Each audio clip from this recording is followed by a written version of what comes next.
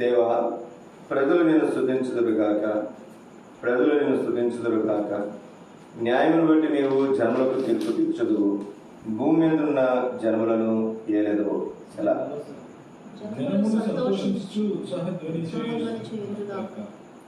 దేవా, ప్రజలు నిన్ను స్తుతించుదురుగాక, ప్రజలందరూ నిన్ను స్తుతించుదురుగాక. ఫలములిచ్చును. దేవుడు మమ్మల్ని ఆశీర్వదించును. అందరూ కలిసి దేవుడు మమ్మల్ని దీవించును. భూదిగంత నివాసులందరూ ఆయనకు భయభక్తులు నిలుపుదురు. దేవుని సహాయం కొరకు చిన్న ప్రార్థన చేసుకున్నారు. మోకరించగలిగినటువంటి మోకరించండి. మోకరించలేనటువంటి వారు దయతో మీ తలలో చూస్తుందిగా ప్రభుత్వం మీకు మనం చేస్తుంది. మా ప్రేమ గల పొందిన మా పరమ తండ్రి, ఎంతైనా నమ్మదగిన దేవా, మీకే వందనములు స్తోత్రములు చెల్లించుకోవచ్చు. ఈ రాత్రికాల సమయంలో సంఘముగా చేరి సంఘ ప్రార్థన సమయం కలిగి ఉండటానికి మీరు చూపిన అపారమైన కృపను బట్టి మిమ్మల్ని స్తుతిస్తూ ఆరాధిస్తున్నాను. నా మటుకు నేను ప్రముఖ స్నేహితుడు మీ కల్వరి రక్త ప్రోషణ తెచ్చుకొచ్చుటగా నా ఆత్మ ప్రాణ దేహమును మీరు కడుగుము, పవిత్రపరచము, పరిశుద్ధపరచము. ఈ సమయం కొరకు మీ ఆత్మతో మీరు అభిషేకించము, మీ ఆత్మ స్వాతంత్రం మీరు అనుగ్రహించము. వచ్చిన సఖ్యము గారి మూలుగుతో ఆత్మ తానే మా పక్షంగా విజ్ఞాపన చేస్తుండగా అట్టి విజ్ఞాపన ఆత్మను మీరు మా మీద కుమ్మరింపచేయండి. మీ కృపను, మీ కనికరమును కోరుకోవచ్చు, మీ దయను, మీ వాత్సల్యతను కోరుకోవచ్చు. సమస్త మహిమ, ఘనత, ప్రభావం మీకు ఆరాధిస్తాం. యేసు పరిశుద్ధ నామములో స్తుతించి ప్రార్థించి అడిగి వేడుకుంటున్నాము తండ్రి. ఆమేన్.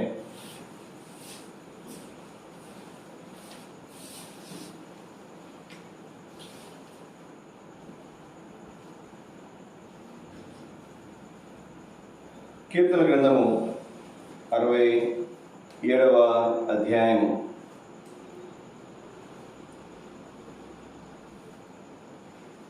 6-7 వచనాలు అందరూ కలిసి చదువుకుంటారు. కీర్తన 67, 6-7 వచనాలు అందరూ కలిసి. అప్పుడు భూమి దాని ఫలములిచ్చును, దేవుడు మా దేవుడు మమ్మల్ని ఆశీర్వదించును, దేవుడు మమ్మల్ని దీవించును. భూదిగంత నివాసులందరూ ఆయన యందు భయభక్తులు నిలుపుతారు.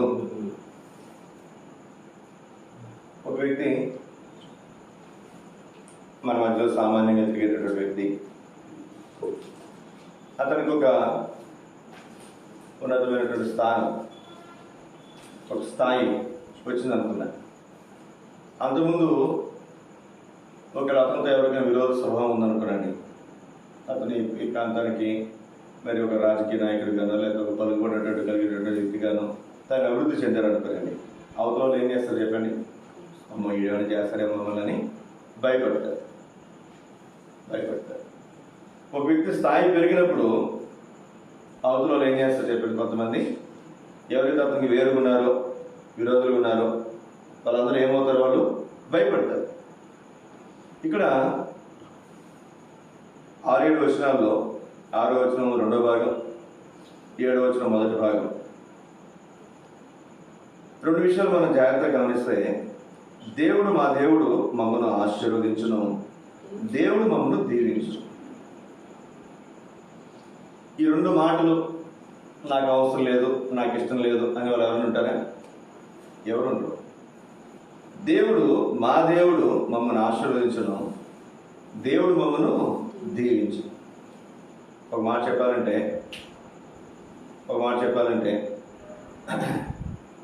దేవుడు మానవుల్ని సృష్టించినప్పుడే ఏమన్నారు చెప్పండి? ఆదికాండం 1వ అధ్యాయంలో మన ఈ మాట మనం చూస్తాం.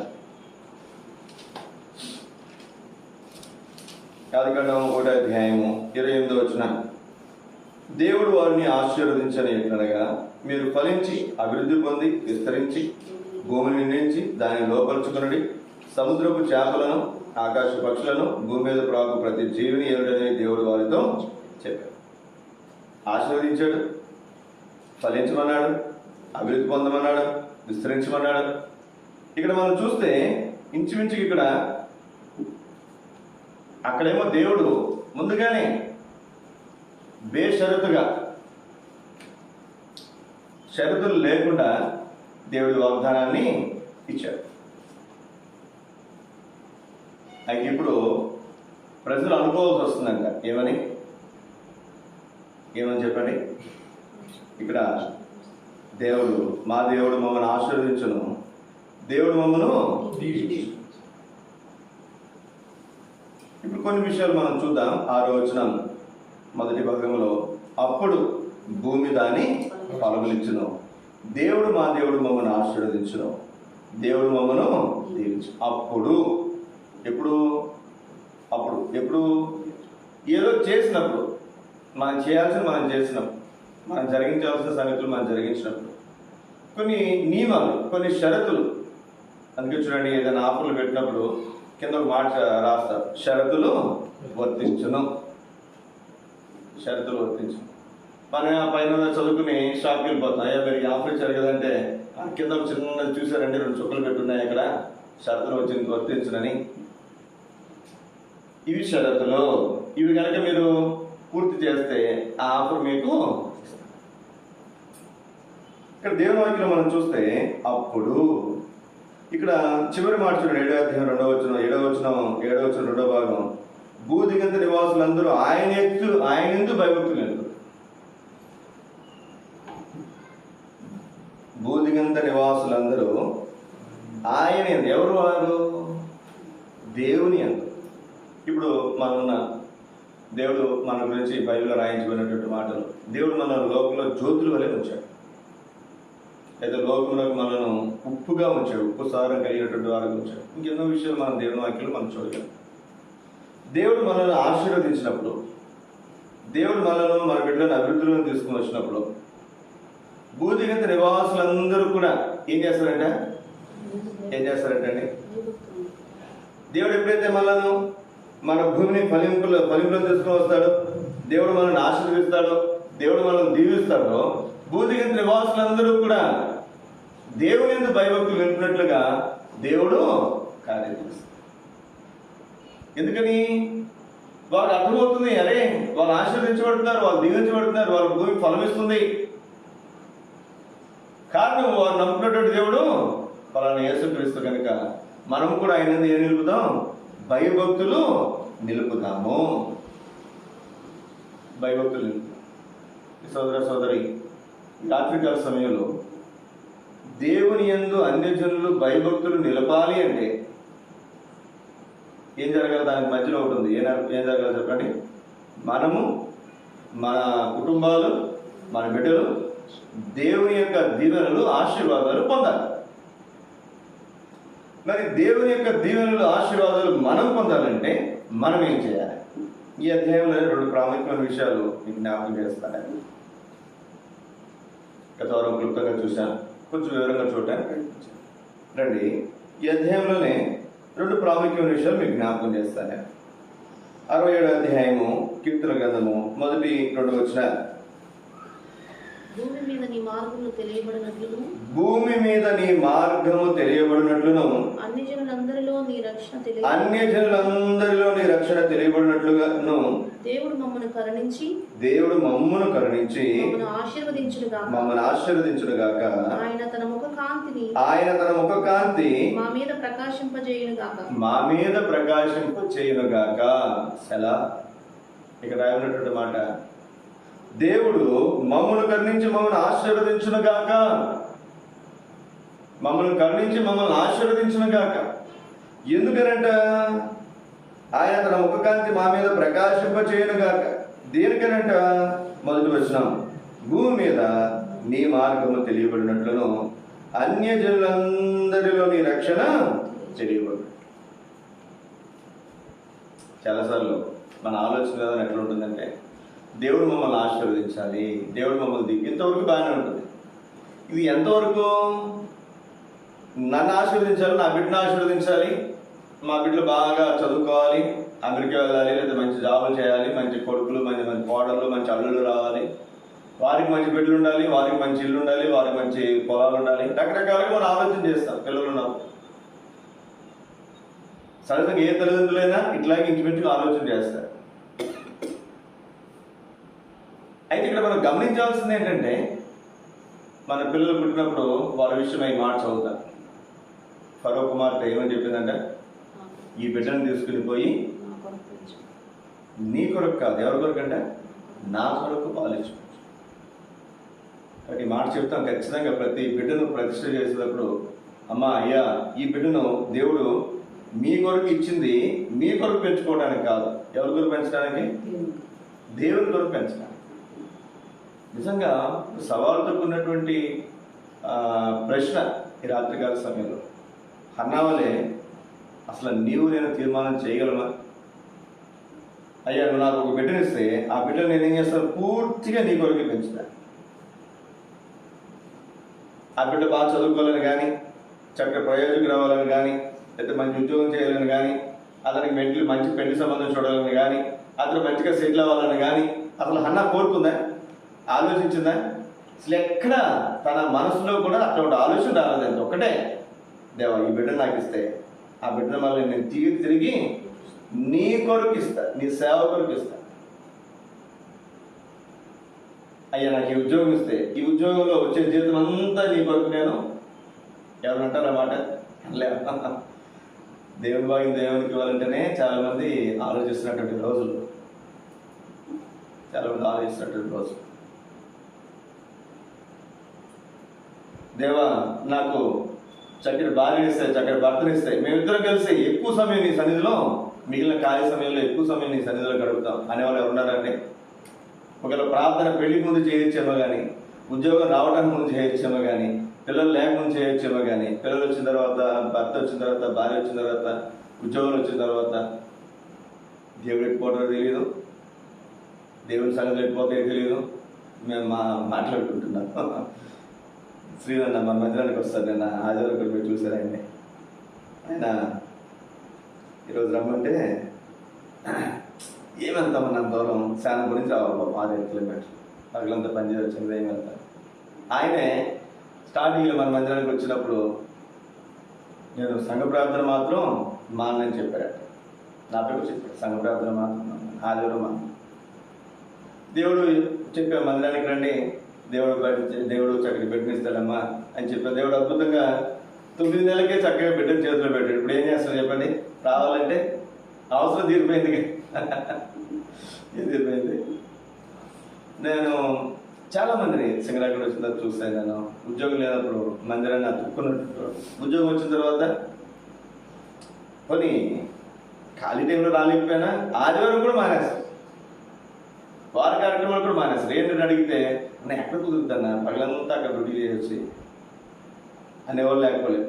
పెళ్లి కాకమునుపు దేవుడి మందిరం విడిచిపెట్టినటువంటి వాళ్ళు పెళ్ళి అయిన తర్వాత నేను ఆమె కుదురుతున్నా, ఆవిడతో ఎక్కడ కుదురుతున్నా, ఆయనతో ఎక్కడ కుదురుతున్నా అన్నవాళ్ళు కూడా లేకపోలేదు. ఎన్నోసార్లు నా జీవితంలో నేను నా మనసులోకి వచ్చిన ఆలోచన, అయ్యా దేవా వీళ్ళని ఆశీర్వదించమని ప్రార్థన చేశాను, కానీ ఇప్పుడు ఆశీర్వదించబడిన తర్వాత వీళ్ళు ఏం చేస్తారు? మాకు దొరకట్లేదు పక్కన పెట్టు, అసలు నీకే దొరకట్లే. ఎవరికి? దేవునికి. కానీ ఇక్కడ మనం గమనించాల్సినటువంటి ప్రాముఖ్యమైనటువంటి సంగతి, దేవుడు మమ్మల్ని కరుణించి మమ్మల్ని ఆశీర్వదించునుగాక. దేని కొరకు ఆశీర్వదించాలంట? చూడండి అక్కడ మాట మొదటి వచ్చిన, భూమి మీద నీ మార్గము తెలియబడినట్లును అన్ని జనులందరిలో నీ రక్షణ తెలియబడినట్లు. ఇది మన తీర్మానం రాత్రికాల సమయంలో. మనం దీవించబడుతున్నామంటే, ఆశీర్వదించబడుతున్నామంటే, ఓ చక్కటి ఉద్యోగమో, చక్కటి భార్యనో, చక్కటి భర్తనో, చక్కటి బిడ్డలను, చక్కటి సౌఖ్యమైనటువంటి జీవితం మనం కలిగి ఉన్నామంటే, మన ఆలోచన మన మధ్యలో ఏముండాలి అంటే, ఏముండాలండి? మొదటి వచనం ఇది మనం ప్రతిరోజు జ్ఞాపకం చేసుకుందాం. భూమి మీద నీ మార్గము తెలియబడినట్లు. భూమి మీద ఏంటంటే తెలియబడాలి? దేవుని మార్గం తెలియబడాలి. మనం అక్కడికి వెళ్తుంటే వాల్ పోస్టులు కనిపిస్తాయి, రకరకాల రాతలు కనిపిస్తాయి. కొంతమంది పరిచయం తెలుసా? వాళ్ళు ఏమీ చేయరు, వాళ్ళకి చెప్పడం రాదు, చదువుకోలేదు, కానీ వాళ్ళు ఒక పెయింట్ డబ్బాలు తీసుకుంటారు, 3 డబ్బాలు దేవుని వాక్యము అక్కడక్కడ బండ్ల మీద, గోడల మీద రాసుకుంటూ వెళ్ళిపోతారు. రాష్ట్రంలో ఈ చివరి నుంచి ఆ చివరికి మీరు మెయిన్ రోడ్లు అక్కడక్కడ వెళ్తూ ఉండండి, పల్లెటూరులు అక్కడక్కడ చూడండి, అక్కడక్కడ దేవుని వాక్యాలు కనబడి. ఎవరు రాశారు? ఎవరు డబ్బులు ఇచ్చి రాయించినవి కాదు. తను చదువుకోలేదు. ఒక ఆయన చూసాను నేను యూట్యూబ్లో, ఆయన ఏమీ చేయడు, వాక్యం రాసుకుంటూ వెళ్ళిపోతాడు. అదే ఆయన పరిచర్య. ఒక ఆయన ఏమీ చేయడు. తను ఒక షర్ట్ వేసుకుంటాడు, షర్టు పైన అంతా ఒక కోట్లాగా వేసుకుంటాడు, దానికి వాక్యాలు ఉంటాయి ముందు వెనక. సైకిల్కి ఒక వాక్యం తగిలిస్తాడు,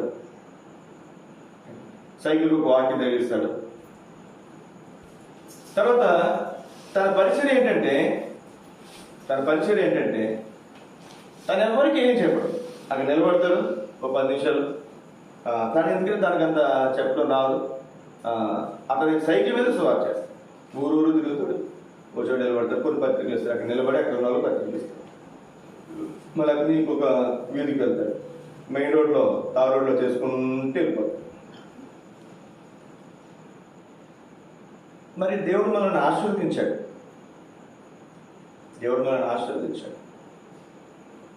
మనకు ఒక చక్కటి చదువు ఇచ్చాడు, మంచి జ్ఞానం ఇచ్చాడు, చక్కటి ఉద్యోగం ఇచ్చాడు, చక్కటి కుటుంబం ఇచ్చాడు, చక్కటి సౌఖ్యాలు ఇచ్చాడు. ఇప్పుడు మనం ఏం చేయాలి?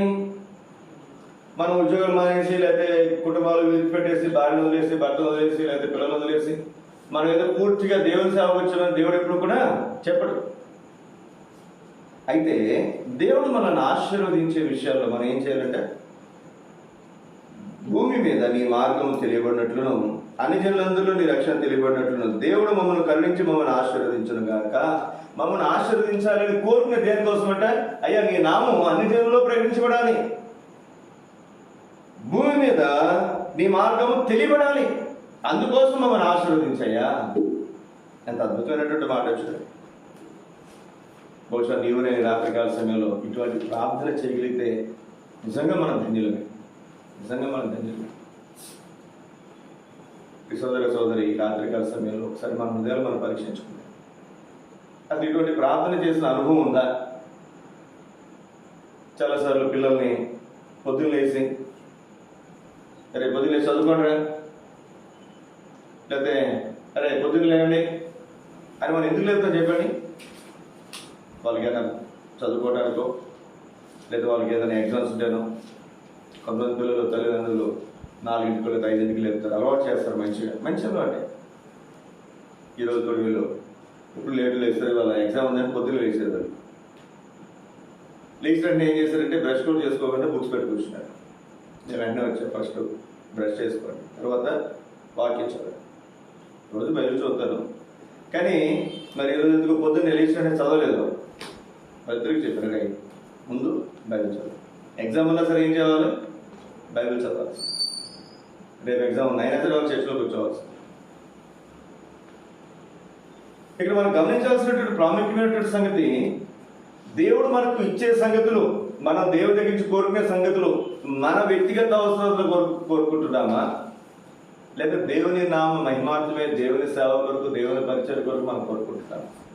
ఒక మాట చూడండి, యాకోబు రాసిన పత్రికలో ఒక మాట ఉంటుంది, 4వ అధ్యాయం. యాకోబు రాసిన పత్రిక 4వ అధ్యాయం చదివిన మొదటి 2 వచనాలు, 3వ వచనం చదవండి. మీలో యుద్ధములను పోరాటములను దేని నుండి కలుగుచున్నవి?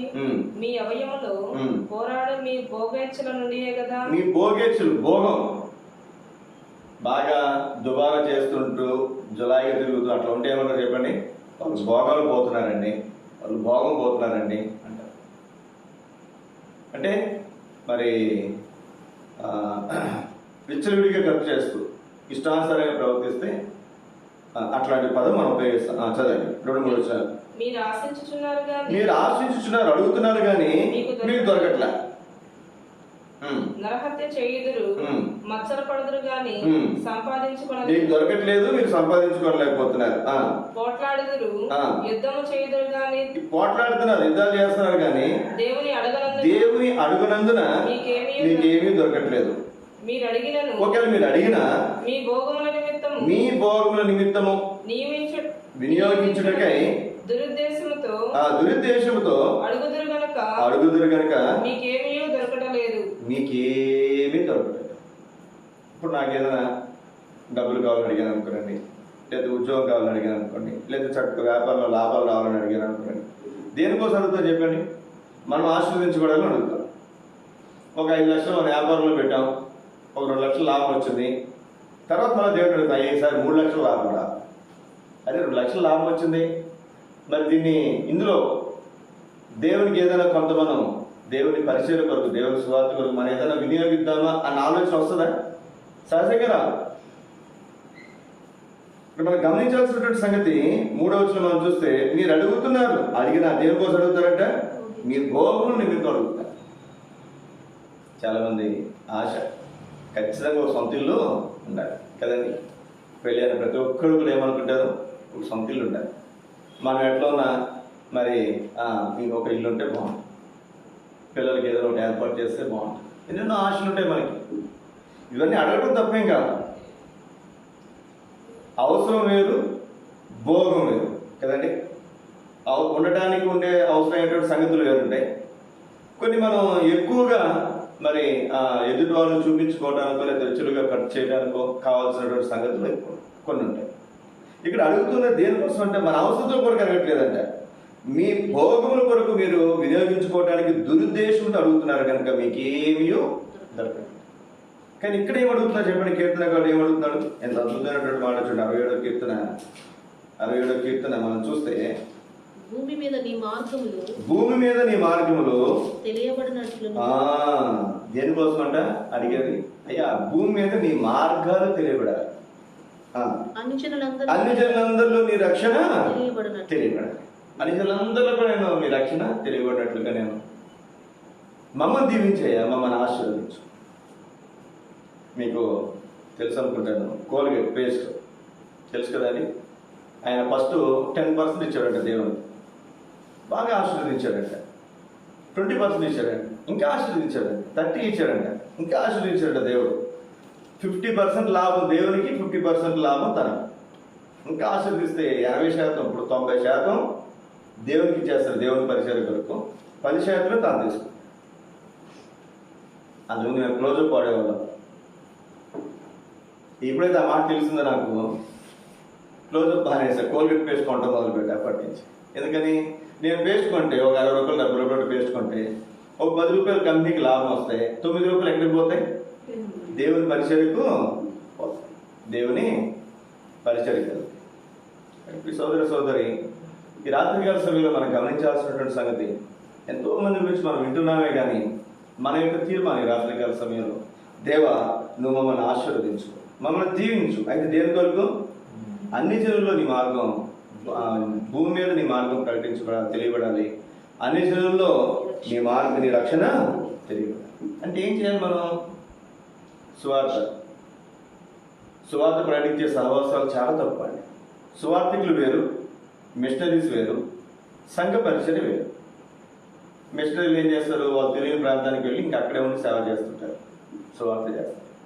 సువార్తకులు ఏంటి? వాళ్ళ చుట్టుపక్కల ఉన్న ప్రాంతాలు, దేవుడు పంపించిన ప్రాంతాలకు వెళ్ళి సువార్త చేసుకుని వస్తారు, వెళ్తారు.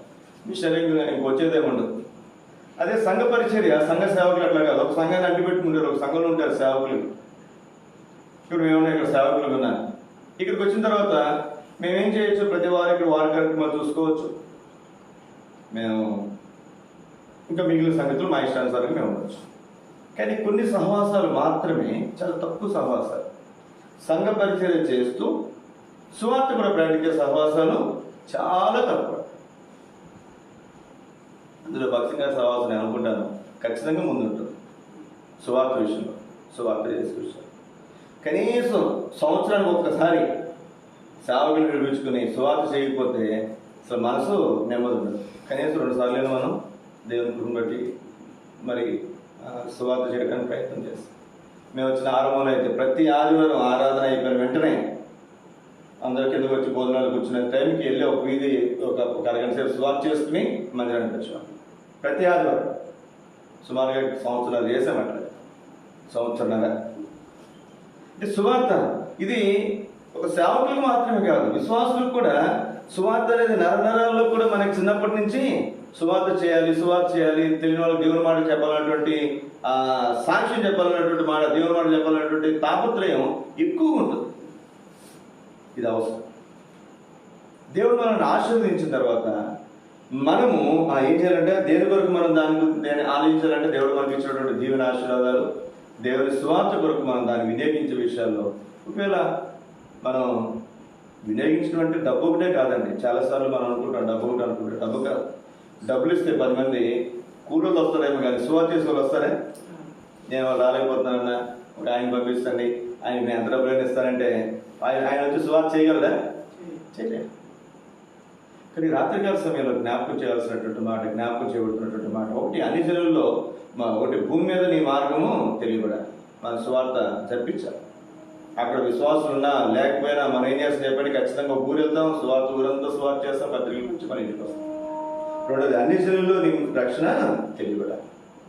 ఇప్పుడు అందుకే మన ఆధారం కూడా ప్రార్థన చేసుకోవచ్చు. ఏమని? ప్రతి ఇంటిని ఆధారం చేసుకుని ఆ చుట్టుపక్కల ఉన్నటువంటి వాళ్ళకి ఏం చేయబడాలి? రక్షణ సువార్త వినిపించబడాలి. ఇదో చక్కటి అవకాశం. ఇది నెల క్రిస్మస్ మాసం. ఇది ఈ నెలలో మనం ఏదైనా మైక్ పట్టుకుని సువార్త చేసినా ఎవరు పెద్ద నేను అభ్యంతరం తెలియజేస్తారా? అభ్యంతరం తెలియజేయాలి. ఎందుకని? అరే క్రిస్మస్ వాళ్ళ పండగ లేరా అని చెప్పి అబ్జెక్షన్ అని తెలియజేయాలి. కాబట్టి ఆ సమయాన్ని అవకాశం మనం ఉపయోగించుకుని మనం ఏం చేయాలి? దేవుని నామాన్ని ప్రకటించే వారంగా మనం ఉండాలి. కీర్తన గ్రంథం మనించండి. లూకాసు వార్త 2వ అధ్యాయం. లూకాసు వార్త 2వ అధ్యాయము 30, 31, 32 వచనాలు. లూకాసు వార్త 2వ అధ్యాయము 30, 31, 32 వచనాలు. అన్యజనులకు నిన్ను బయలుపరచుటకు వెలుగుగాను, నీ ప్రజలైన ఇశ్రాయేలుకు మహిమగాను, నీవు సకల ప్రజల ఎదుట సిద్ధపరచిన ఈ రక్షణ నేను కనులారా చూచుతున్నాను. ఇక్కడ చూస్తే అన్ని జనులకు నిన్ను బయలుపరచుటకు. అన్ని జనులకు ఏం చేయాలి? మనం దేవుని ఏం చేయాలి? బయలుపరచాలి. మనం చెప్పకపోతే ఎవరు చెప్తారండి? పిలుపు నపుంసకుని దగ్గరికి వచ్చినప్పుడు నపుంసకుడు యెషయా గ్రంథంలో పత్రిక చదువుతున్నాడు. నువ్వు దీన్ని గ్రహించావా అంటే ఏమంటారు చెప్పండి? ఎవరైనా నాకు బోధిస్తే తప్ప నేను ఎలాగో గ్రహించగలను. అది రాత్రికాల సమయంలో మనం గమనించాల్సినటువంటి మాట. ఎదుటి వాళ్ళు తెలుసుకోవాలి అంటే మనం ఏం చేయాలి చెప్పండి? బోధించాలి. చెప్పేవాడు ఉంటే వినేవాళ్ళు గ్రహించడానికి అవకాశం ఉంటుంది. కానీ ఇక్కడ ఏమన్నాడు? ఇక్కడ అన్ని జనులకు నిన్ను బయలుపరచుటకు వెలుగుగా ఉంచు. నీవు సకల ప్రజలకు సిద్ధపరిచిన నీ రక్షణ నేను కనులారా చూచు. నీవు సిద్ధపరిచిన నీ రక్షణ నేను కనులారా. మన దేవుడికి కొన్ని మాటలు ఎదుటి చెప్తే దేవుని సమయంలో దేవుడు వారిలో కార్యం చేస్తాడు. బహుశా ఇక్కడ మనం చేరొచ్చినటువంటి వాళ్ళు చాలామంది పుట్టుకతోనే క్రైస్తవులు కాకపోవచ్చు. ఒకవేళ క్రైస్తవ తల్లిదండ్రులు పుట్టిన వాళ్ళు ఉండొచ్చు, హైందవ తల్లిదండ్రులు పుట్టిన వాళ్ళు ఉండొచ్చు. మనము ఎదుగుతున్నప్పుడు మన క్రైస్తవులమైన క్రైస్తవేతరులమైన ఎవరో దేవుని మాటలు మనకు తెలియజేస్తే మనం వింటే అప్పుడు మనలో రక్షణ కార్యము జరిగించబడింది. అంతే కదండి? అంతే కదా. కాబట్టి ఇక్కడ రాత్రి సమయంలో మన గమనానికి తీసుకొస్తున్నటువంటి మాట, అన్ని జనులకు నిన్ను బయలుపరచుటకు. మనం బయలుపరిచినప్పుడు నీవు సకల ప్రజల ఎదుట సిద్ధపరిచిన రక్షణ నీ రక్షణ నేను కనులారా. మనం ప్రార్థన చేద్దాం. మొదటిగా మన ఇంట్లో ఎవరైనా రక్షణ పొందిన వారు ఉంటే వారికి సువార్త చేద్దాం. తర్వాత మన ఇంటి ఇరుగు పొరుగు ఉన్నటువంటి వారికి, తర్వాత చుట్టుపక్కల ఉన్నటువంటి వారికి, లేదా మనం ఉద్యోగం చేసిన స్థలం, లేదా మనం చదువుకున్నటువంటి స్థలం చెప్పగలిగిన 4 మాటలు. మనం ఏదో కూర్చోబెట్టి వాళ్ళంతా గంట సేపు బాగు చేయాల్సిన అవసరం. ఒక్క మాట, అయ్యా ఏసై నమ్ముకుని నరకం తప్పించుకోవాలి. ఒక్క మాట. ఏదో మాట ఉంటుంది కదా లోపల, సూక్ష్మంలో మోక్షం అంట. సూక్ష్మంలో మోక్షం. ఒక ఆయన చెప్తారు ఎప్పుడు, అయ్యా సూక్ష్మంలో మోక్షం. చిన్న ప్రార్థన చేయి, నువ్వు సూక్ష్మంలో మోక్షం పోదు. నువ్వు నరక తప్పించుకుని స్వర్గానికి పోతావు. పర్లేదు. జ్ఞాపకం పెట్టుకున్న ప్రియ సోదరి సోదరి, ప్రకటించే దాని కొరకు, తెలియపరిచే దాని కొరకు దేవునికి ఎవరు అవసరం? మనుషులు. నువ్వు నేను లేకుండా దేవుడు ఏమీ కూడా చేయలేడు. చేయగలరా? మీరు జాగ్రత్తగా ఆలోచించండి. ఒక దూతను పంపించి సువార్త ప్రకటిస్తే దేశం మొత్తం ఒక రోజులైనా ప్రకటించవచ్చు. ప్రపంచం మొత్తం కూడా ఆయన ఏం చేయాలి చెప్పండి? అందరినీ కూడా రక్షణలోకి నడిపించవచ్చు. పెద్ద విషయం కాదు అసలు ఆయన. కానీ అద్భుతమైనటువంటి సంగతి ఏంటంటే, ఈ మహిమ కలిగినటువంటి పరిచర్యను దేవుడు ఎవరికి ఇచ్చాడండి? నీకు నాకు ఇచ్చాడు. 2వ మాటగా చూడండి. ఇక్కడే తీతుకు రాసిన పత్రిక 2వ అధ్యాయం ఇది రాసిన పత్రిక అధ్యాయము 11, 12 వచ్చిన 11 వచ్చిన కూడా ఏలయనగా ఆ. సమస్త మనుషులకు రక్షణకరమైన దేవుని కృప ప్రత్యక్షమై సమస్త మనుషులకంట. ఇది వీళ్ళకి రక్షణ, వాళ్ళకి రక్షణ కాదని కాదు. చదవండి. మనము బలహీనతను ఇహలోక సంబంధమైన దురాశలను విసర్జించి శుభప్రదమైన నిరీక్షణ నిమిత్తము అనగా మహాదేవుడను మన రక్షకుడైన యేసుక్రీస్తు మహిమ యొక్క ప్రత్యక్షత కొరకు ఎదురు చూచుచు ఈ లోకములో స్వస్థ బుద్ధితోను నీతితోను భక్తితోను బ్రతుకుచుండవలని మనకు బోధించుచున్నది. మనకు బోధిస్తుంది. ఇప్పుడు ఏమన్నాను, నాలో సరైనటువంటి కార్యం జరగకుండా నేను ఎదుటి వాళ్ళకి ఏమీ చెప్పలేదు. నేను పాపాల్లో జీవిస్తూ పాపాల్లో కొనసాగుతుండగా దేవుడు నా ద్వారా ఏమీ కూడా ఆయన కార్యము చేయలేడు. ఇక్కడ మనం చూస్తే ఇక్కడ ఈ లోకంలో స్వస్థ బుద్ధితో ఉండాలంట, మనం నీతితో ఉండాలంట, భక్తితో బ్రతుకుచుండాలంట. అప్పుడు మనం పైన ఏం చేయాలంటే ఇక్కడ 11వ వచనం, ఏలైనగా సమస్త మనుషులకు రక్షణకరమైన దేవుని కృప ప్రత్యక్షమై. కాబట్టి దేవుని ప్రజల్లో అనేక మంది మరి సమస్త జనులకు రక్షణకరమైనటువంటి దేవుని కృప ప్రత్యక్షం అవ్వాలి అంటే మనం కూడా ఎట్లా ఉండాలి చెప్పండి? మన జీవితాలు ఎలా ఉండాలి? స్వస్థ బుద్ధితో ఉండాలి, నీతితో ఉండాలి, భక్తితో ఉండాలి. చాలామంది మరి ఇరుగు పొరుగు వారిని ఎవరైనా అడిగితే, అయ్యా చర్చికి రావచ్చు కదా అంటే చూస్తున్నానండి, వాళ్ళు వెళ్తున్నారు కదా, వాళ్ళు ఎలా ఉంటారో మాకు బాధ అనేవాళ్ళు లేకపోలేదు. భర్తను అడిగితే భార్య గురించి, భార్యను అడిగితే భర్త గురించి కదండి. ఒక ఆయన ఒక ఇంటికి వెళ్ళాడంట, కొత్తగా వచ్చినటువంటి ఒక పాస్టర్ మాలాంటి ఒక సేవకుడు. ఒక ఆదివారం చక్కగా ఆదివారం ఆరాధన జరుగుతున్నప్పుడు సహజంగా కొత్త వాళ్ళు ఏంటంటే ఎవరైనా చక్కగా ఆరాధన చేసినప్పుడు ఎవరి అన్న అని మాకు సహజంగా గమనిస్తుంటారు. ఆరాధన చేసేవాడు ఒక చాలా మధురమైనటువంటి స్వరంతో చాలా చక్కగా ఆరాధన చేస్తూ వచ్చింది, బాగుంది చక్కగా అనుకున్నాడు. అబ్బాయి అక్క ఎంత ఆత్మీయురాలు, ఎంత భక్తిపరాలు, చక్కగా అనుకున్నాడు. అంతవరకు బాగానే ఉంది. గృహాలు దర్శించడానికి వెళ్తారుగా, అన్ని గృహాలు దర్శించుకుంటూ ఈ అక్క వాళ్ళ ఇంటికి కూడా వెళ్తున్నారు సేవకులు వెళ్తుంటే దగ్గరికి వెళ్ళేసరికి అక్కడేదో కొంచెం కేకలు ఏర్పడుతుంది. ఒక ఇద్దరు ఆడవాళ్ళు పోట్లాడుకుంటున్నారు. ఈ కేకల్లో ఒక కేక ఈయన ఎక్కడో విన్నట్టుగా అనిపిస్తుంది ఆయనకి. సహజంగా మనం మాట తెలిసిన వాళ్ళ మాట ఎక్కడైనా వినిపించింది అనుకోండి, పలానేలాగా ఉన్నట్టు అనిపిస్తుంది. తీరా కొంత దగ్గరికి వెళ్ళేసరికి స్పష్టంగా అర్థమైంది ఆవిడదే అని. అక్కడ ఏం జరుగుతుందంటే అక్కడ నీళ్లు కోసం కొట్టుకుంటారంట ఇద్దరు స్త్రీలు. అందులో ఒక ఆవిడ, ఎవరైతే మందిరానికి వచ్చి ఆరాధన చేశారో ఆవిడ, ఒక ఆవిడ ఈవిడ, ఇంకొక ఆవిడ ఇంకొక ఆవిడ. ఈవిడ తిడుతుంది, ఆవిడ తిడుతుంది, ఈవిడ తిడుతుంది, ఆవిడ తిడుతుంది. ఇంకా హిందూ, ఉర్దూ, తెలుగు, సంస్కృతం, ఇంకా బూతులు అన్నీ. ఎప్పుడైతే ఈ పాస్టర్ గారిని చూసిందో ఏమందంటే ఆవిడ, ఈ విశ్వాసి ఏమందంటే హల్లెలూయా స్తోత్రం అందండి. ఏమందండి? ఆవిడ తెలియదు పాపం, ఎదుటిన్నటువంటి వ్యక్తికి హల్లెలూయా అనేది యేసుక్రీస్తుకి సంబంధించింది, చర్చికి సంబంధించిన సంగతి ఆవిడకి తెలియదు. సహజంగా ఏదైనా బూత్ మాటలు అనుకున్నాండి, ఆ బూత్ ఒక మాట తిడితే నీకే అది అంటారు. సహజంగా ఆ మాట మనం తిట్టలేనటువంటి మాట అయితే ఈవిడేమంటుంది, ఎందుకవాలి నీకే హల్లెలూయా, నీకే స్తోత్రం అంటుందంట. ఇక్కడ గమనించాల్సినటువంటి ప్రాముఖ్యమైనటువంటి సంగతి, ఎప్పుడైతే ఈయన చూసిందో ఇంకా ఆవిడ అర్థమైపోయింది, దొరికిపోయాం కదా అని ఆవిడ సైలెంట్ అయిపోయింది. ఇంటికి తీసుకెళ్తే వాళ్ళు భర్త ఉన్నాడు. భర్త ఉండగా ఆ భర్తతో ఈ పాస్టర్ గారు చెప్పిన మొట్టమొదటి మాట, ఈ సేవకు చెప్పిన మాట, అన్న అక్క చక్కగా ప్రతి ఆదివారం మందిరానికి వస్తుంది, మీరు కూడా రావచ్చు కదా అని ఆయన అన్నమాట. ఏం చెప్పాడు భర్త అన్నమాట, అమ్మ అయ్యా ఈవిడ మందిరానికి వెళ్తుంది కానీ ఈవిడ బ్రతుకు ఈవిడిని బట్టి నేను మందిరానికి వెళ్ళట్లా. ఎందుకని?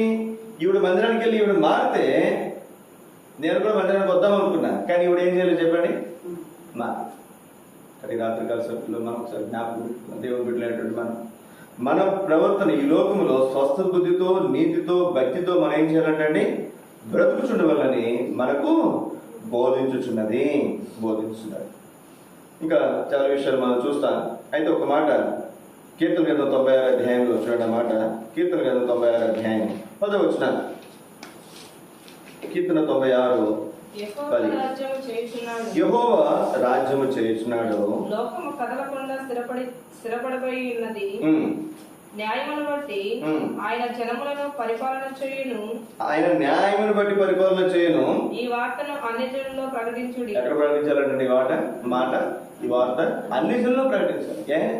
స్వజనులు ఎందుకు ప్రకటించాల్సిన అవసరం లేదు, వాళ్ళకి తెలుసు. దేవుడు ప్రజలు మనకు తెలుసు. దేవుడు మరి ఆయన న్యాయం బట్టి లోకాన్ని పరిపాలించబోతున్న సంగతి మనకు తెలుసు. యెహోవా రాజ్యం చేయుచున్నాడు, చేయబోతున్న సంగతులు మనకు బాగా తెలుసు. కానీ వార్త అన్ని జనుల్లో ప్రకటించండి. 13వ వచనం మన్నించండి. 13వ వచనం. భూజనులకు తీర్పు తీర్చుటకై యెహోవా వేయించేయుచున్నాడు. న్యాయమును బట్టి లోకమునకు తన విశ్వాసమును బట్టి జనములకు ఆయన తీర్పు తీర్చును. న్యాయమును బట్టి తీర్పు తీర్చాడు. ఇప్పుడు లోకమునకు లేదా భూజనులకు ఆయన తీర్పు తీర్చాలంటే తీర్పు తీర్చే ముందు అందరికి ఏం చేయబడాలి చెప్పండి? మనం బైబిల్లో చూస్తున్న మాట, అంతటా అందరూ మారుమనసు పొందాలని ఆయన రాకడ ఆయన ఆలోచన చేస్తాడు. మరి అందరికి ప్రకటించేది ఎవరు? నువ్వు నేను ప్రకటించాలి. ఒకసారి నువ్వు నేను ప్రకటించే అవకాశం ఉండకపోవచ్చు. మనం కొన్ని ప్రాంతాలు వెళ్ళలేకపోవచ్చు. వెళ్ళేవాళ్ళ కోసం మొదటిగా ప్రార్థన చేయొచ్చు, వెళ్ళే వాళ్ళని ప్రోత్సాహపరచవచ్చు, వాళ్ళకి ఏదైనా మనం ఫైనాన్షియల్ గానో లేదా ఇంకా వేరే విధానాలలో మనం వాళ్ళకి సహకరించవచ్చు. ఎన్నో విధాలుగా మనం వారికి సహాయపడవచ్చు. ఇప్పుడు మనం చేయాల్సిన ప్రార్థన ఏంటంటే రాత్రికాల సమయంలో, అయ్యా అనేక మంది రక్షించబడాలి, నేను రాజ్య సువార్త ప్రకటించబడాలి. అందరికీ సువార్త ప్రకటించబడిన తర్వాతే యేసుక్రీస్తు వారి రాకడ వస్తుందని దేవుని వాక్యం. కాబట్టి వాళ్ళకి ఏం చేయాలి? మనం దేవుని రాకడ గురించి సంగతులు, దేవుని గురించి సంగతులు మనం బోధించాలి. వారికి బోధించలేదు అనుకోనండి, దేవుడు తీర్పులను తీసుకొచ్చినప్పుడు వాళ్ళు ఏమంటారు? అయ్యా నాకెవరు కూడా ప్రకటన చేయలేదు, నాకెవరు బోధించలేదు, నాకెవరు తెలియచేయలే. కానీ అటువంటి మరి నేరారోపణ నీ మీద నా మీద చేయబడుకున్నట్లుగా మన రాత్రికాల సమయంలో చక్కటి తీర్మానము మనం చేయగలుగుతాం. ఇందులో ఒక చిన్న ప్రాముఖ్యమైన మాట ఉంది, అది కూడా మీకు జ్ఞాపకం చేసి ముగిస్తాను. నేను 2వ తలపుగా కీర్తన 67వ అధ్యాయం 2 విషయాలు. దేవుడు మనల్ని ఆశీర్వదించేది ఎందుకనంటే 3వ వచనాలు.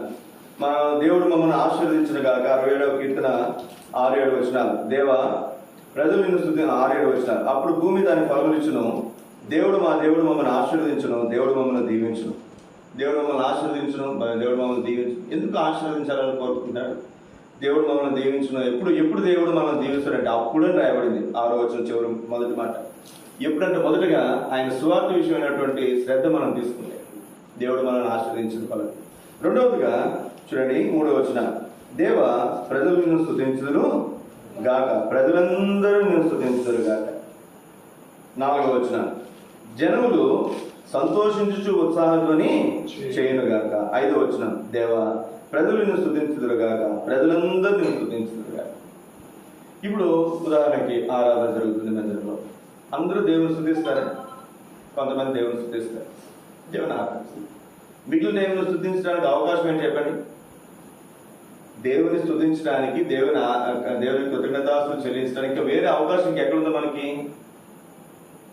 ఇప్పుడు ఎవరైనా ఒకరు కృతజ్ఞతాస్తుతులకు ఏర్పాటు చేస్తున్నారు అనుకున్నాను, వారింటికి వచ్చి దేవుడు వారికి చేసిన మేలును బట్టి వారు దేవుని కృతజ్ఞతాస్తుతులు చెల్లిస్తారు. వారింటికి వెళ్ళేటువంటి వాళ్ళు కూడా ఏం చేస్తారు చెప్పండి?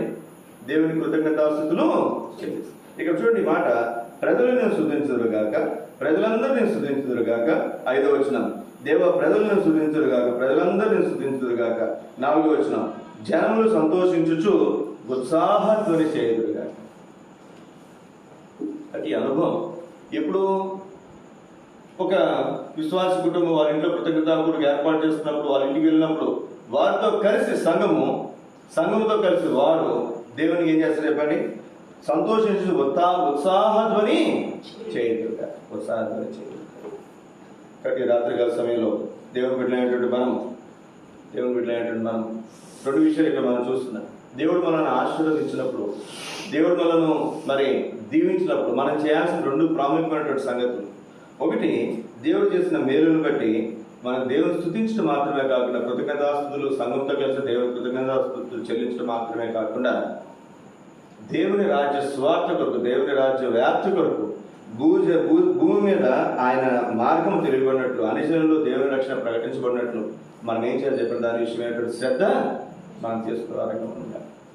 దానికి మొట్టమొదటి ఎక్కడి నుంచో కాదు, ముందు మన ఇంటి దగ్గర నుంచి ఆరంభించాలి. మన ఇంటిని ఆధారం చేసుకుని సువార్త కూడా ఏర్పడిస్తున్న అందరికీ సువార్త వినిపిస్తే కనీసం సంవత్సరం ఒకసారి. రెండవది, ఎప్పుడైనా సువార్త జరుగుతున్నప్పుడు ఆ రోజు అవసరం సెలవు పెట్టుకుని సువార్తలు మనం పరిచయంలో మనం ఉంటే మన నలుగురు సువార్త మనం చెప్పడానికి అట్లా దేవుడు గొప్ప కార్యాలు మన మధ్యలో జరిగించడు కాదు. ఒకవేళ మరి కృతజ్ఞతాస్తుతులు చెల్లించడానికి ఈ సంవత్సరం మనకేం పెద్దగా మేలు చేయలేదు అనుకునండి, మనకేం పెద్ద మేము ఉపకారాలు చేసినట్టుగా మనకు అనిపించలేదు అనుకునండి, 103వ కీర్తన మనం చదివితే మనకు అర్థమవుతుంది. ఏమంటాడండి అక్కడ? 103వ కీర్తన 1-2 వచనాలు చదవండి. చదవండి, మొదటి 4 వచనాలు చదవండి. నా ప్రాణమా యెహోవాను సన్నుతించు, నా అంతరంగమున్న సమస్తమా ఆయన పరిశుద్ధ నామాన్ని స్తుతించు.